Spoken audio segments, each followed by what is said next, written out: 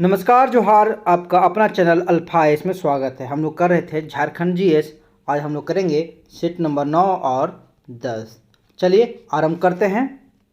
पहला प्रश्न है, झारखंड की कौन सी नदी दक्षिण पूर्व की ओर प्रवाहित होती है? तो इसका सही आंसर हो गया स्वर्णरेखा। ठीक है।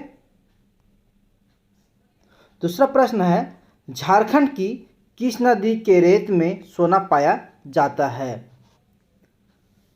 तो इसका सही आंसर हो जाएगा स्वर्णरेखा। स्वर्णरेखा नदी के रेत में सोना पाया जाता है, इसलिए इसे स्वर्णरेखा कहा जाता है।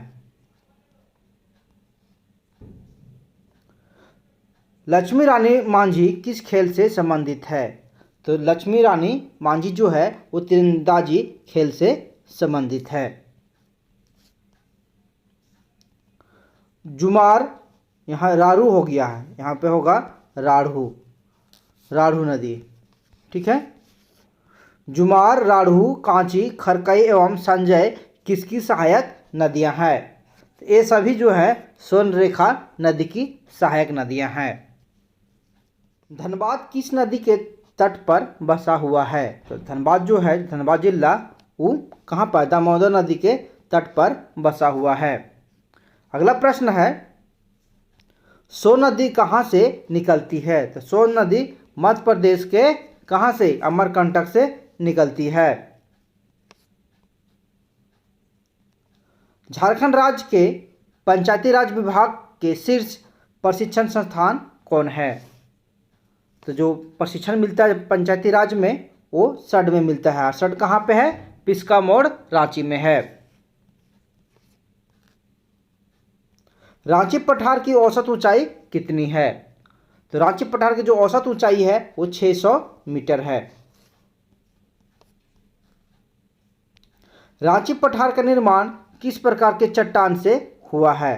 तो रांची पठार का जो निर्माण हुआ है वो ग्रेनाइट एवं नीस, ये दोनों प्रकार के चट्टानों से हुआ है। तो इसका सही आंसर हो जाएगा ए और बी दोनों, यानी कि डी ऑप्शन सही हो जाएगा।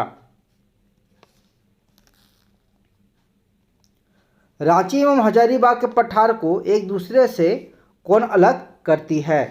तो एक दूसरे से जो अलग करती है वो है दामोदर नदी। रामगढ़ में जो दामोदर नदी है बीच में, वहां से अलग होता है। रांची एवं हजारीबाग के पठार के किनारे अवस्थित बाह्य पठार या निम्न पठार की औसत ऊंचाई कितनी है? तो इसका जो औसत ऊंचाई है वो 300 मीटर है। ठीक है। लेकिन यहाँ ऑप्शन में दिया हुआ 200 से 300 मीटर या 150 से 250 मीटर, लेकिन आएगा किसके अंतर्गत? यहाँ 3 दिया हुआ 300 से 450 मीटर, ये आएगा इसके अंतर्गत, आ जाएगा सी के अंतर्गत, यानी कि सी ऑप्शन सही होगा, क्योंकि इसके जो ऊंचाई है 300 मीटर है। ठीक है। देवघर स्थित किस मकान का उपयोग क्रांतिकारी बम बनाने तथा सहयोगियों को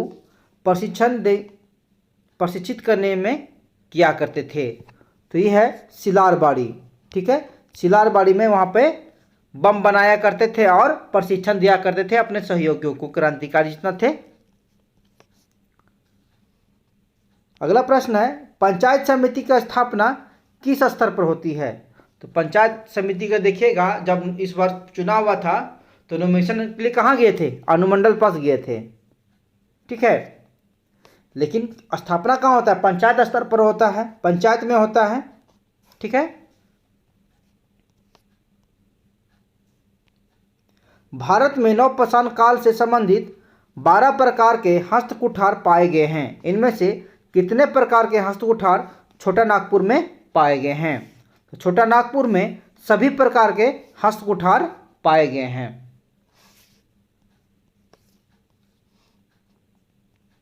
सिलारबाड़ी नामक मकान से किस वर्ष बम बनाने की सामग्रियां बरामद हुई थी? क्योंकि यहाँ पे क्रांतिकारी क्या करते थे? बम बनाया करते थे, अपने साथियों को प्रशिक्षण दिया करते थे बम बनाने का, और क्या करना है, अंग्रेजों से कैसे लड़ना है, सब यहीं से किया करते थे। तो यहाँ से बम बनाने का जो सामग्री मिला था 1915 में मिला था। महेशपुर के राजा की रानी सर्वेश्वरी के नेतृत्व में अंग्रेजी कंपनी के विरुद्ध विद्रोह की शुरुआत किस वर्ष हुई थी? यहाँ पर विद्रोह कब हुआ था? तो 1781-82 में रानी सर्वेश्वरी के नेतृत्व में विद्रोह हुआ था अंग्रेजों के विरुद्ध। ठीक है। किसने सुतियांबे के स्थान पर चुटिया को छोटा नागपुर खास के नागवंशी राज्य की राजधानी बनाया था? कौन हो जाएगा? कुणाल राय, गोपाल राय, भागवत राय, प्रताप राय। इसका सही आंसर हो जाएगा प्रताप राय। रांची में आयोजित 34वें राष्ट्रीय खेलों में झारखंड को कौन सा स्थान प्राप्त हुआ था? रांची में जो हुआ था ना खेलगांव में 34वें राष्ट्रीय खेल, मोरहाबादी में हुआ था, खेलगांव में हुआ था, कुछ बोका धनबाद में हुआ था, कुछ जमशेदपुर में हुआ था। तो कितना स्थान प्राप्त हुआ था झारखंड का? 5वां स्थान प्राप्त हुआ था। इदिमी और इदी ताइमा विवाह किस जनजाति की अनोखी विवाह पद्धति है? इसका सही आंसर क्या हो जाएगा?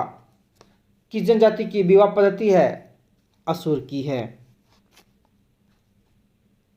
असुर जनजाति में हड़िया को किस नाम से जाना जाता है? तो असुर जनजाति में हड़िया को बोथा के नाम से जाना जाता है। सेट नंबर 10 करेंगे अब। पहला प्रश्न है, अंग्रेजों ने किस विद्रोह को कुचलने हेतु उनकी भूमि को 1824 में दामिनी कोह में परिवर्तित कर दिया था? तो ये था पहाड़िया विद्रोह। पहाड़िया विद्रोह को कुचलने के लिए अंग्रेजों ने उनकी जमीन को दामिनी कोह में परिवर्तित कर दिया था। ठीक है। झारखंड की किस नदी को देव नदी के नाम से भी जाना जाता है? तो झारखंड की वह कौन सी नदी है जिसे देव नदी के नाम से जाना जाता है? तो वो है दामोदर नदी। दामोदर नदी को देव नदी के नाम से जाता है, या दामोदर नदी को ही क्या कहा जाता है? बंगाल का शोक कहा जाता है। ठीक है। झारखंड के कुल क्षेत्रफल के कितने प्रतिशत क्षेत्र में खेती होती है? तो 22.68% में खेती होता है। नेक्स्ट प्रश्न है, झारखंड की एकमात्र कौन सी नदी स्वतंत्र रूप से बंगाल की खाड़ी में गिरती है? तो जो है स्वर्णरेखा नदी है, जो स्वतंत्र रूप से जाके बंगाल की खाड़ी में गिरती है। ठीक है। झारखंड में कितने क्षेत्रीय विकास प्राधिकार हैं? तो झारखंड में 4 विकास प्राधिकार है। कौन कौन? रांची क्षेत्रीय विकास प्राधिकार, बोकारो क्षेत्रीय विकास प्राधिकार, बोकारो हो गया, रांची हो गया, उसके बाद चाईबासा विकास प्राधिकार, उसके बाद संथाल परगना विकास प्राधिकार। ये 4 विकास प्राधिकार हैं। जमशेदपुर किस नदी के किनारे अवस्थित है? तो जमशेदपुर जो है वो स्वर्णरेखा एवं खरकई नदी के किनारे पर अवस्थित है।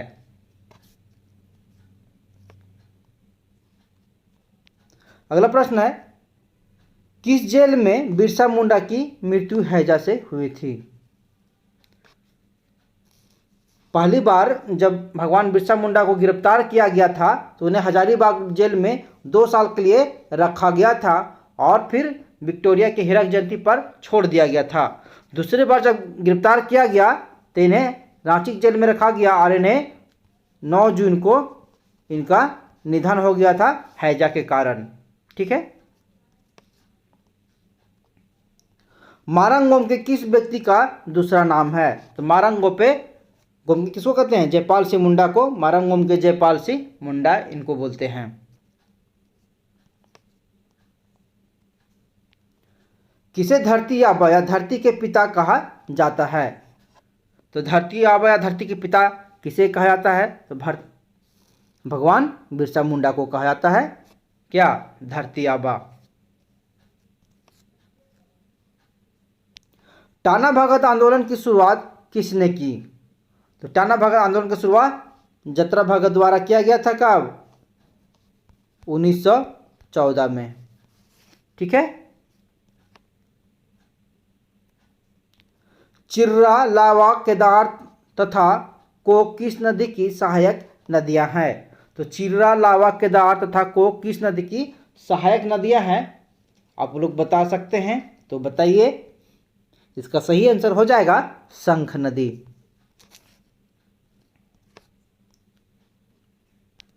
हिरनी जलप्रपात किस जिले में अवस्थित है? तो हिरनी जलप्रपात किस जिले में अवस्थित है? पश्चिमी सिंहभूम में है। ठीक है, और इसका जो ऊंचाई है 70 मीटर है, और फीट में जो इसका ऊंचाई है 121 फीट है। ठीक है, और किस नदी पे है? तो राम गरहा नदी पर है। ठीक है, रामगरहा नदी पर है, और इसका ऊंचाई 70 फीट है मीटर में, और फीट में जो है 121 फीट है, और मीटर में 70 है। ठीक है, मोर या मयूराक्षी नदी का उद्गम स्थल कहाँ है? तो मोर या मयूराक्षी जो नदी है इसका उद्गम स्थल कहाँ पे है? ये देवघर में है, और कहाँ पर? त्रिकुट पहाड़ी से निकलता है। ठीक है, त्रिकुट पहाड़ी से निकलता है, यहीं पे तपोवन है त्रिकुट पहाड़ी पे में ही। झारखंड में वर्तमान में प्रशासनिक विभागों की संख्या कितनी है? झारखंड में वर्तमान में प्रशासनिक जो विभाग है उसकी संख्या कितनी है? तो 31 है। ठीक है, मयूराक्षी नदी अपनी आरंभिक अवस्था में किस नाम से जानी जाती थी? तो बताइए किस नाम से जानी जाती थी? मोर या मोतिहारी? किस नाम से जानी जाती थी मयूराक्षी नदी आरंभिक काल में? तो आप लोग कमेंट करके बताइए दो में से कौन सा होगा, मोर या मयूर या मोतिहारी। कोल विद्रोह 1831-32 का तत्कालिक कारण क्या था? तो कोल विद्रोह में क्या होता था? कुछ लोग क्या करते थे, अंग्रेज लोग कुछ जमीन सिखों को दे दिए थे, और कुछ मुस्लिम लोग थे वहाँ की महिलाओं के साथ क्या करते थे, छेड़छाड़ करते थे। ठीक है, जिसके कारण ये आंदोलन हुआ था। आदिवासी महिलाओं के साथ हो रही बदसलूकी, उनके साथ बलात्कार कुछ आदिवासी महिलाओं के साथ कर दिए थे, उसकी वजह से हुआ था।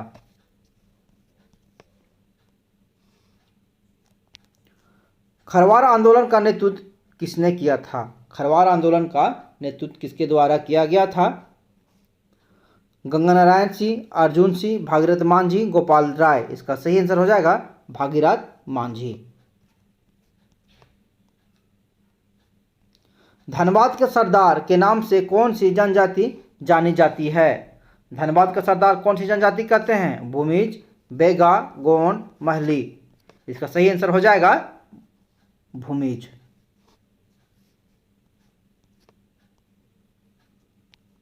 झारखंड की कौन सी सबसे प्राचीन जनजाति लोहकर्मी भी थी? झारखंड की कौन सी जनजाति थी जो लोहकर्मी थी? ये थी असुर। असुर लोग ही क्या करते हैं? लोहा गलाने का काम असुर लोग ही करते हैं। चामबंदी संस्कार किस जनजाति में पाया जाता है? तो चामबंदी जो संस्कार है किस जनजाति में पाया जाता है? इसका सही आंसर हो जाएगा असुर। असुर जनजाति में चामबंदी संस्कार पाया जाता है।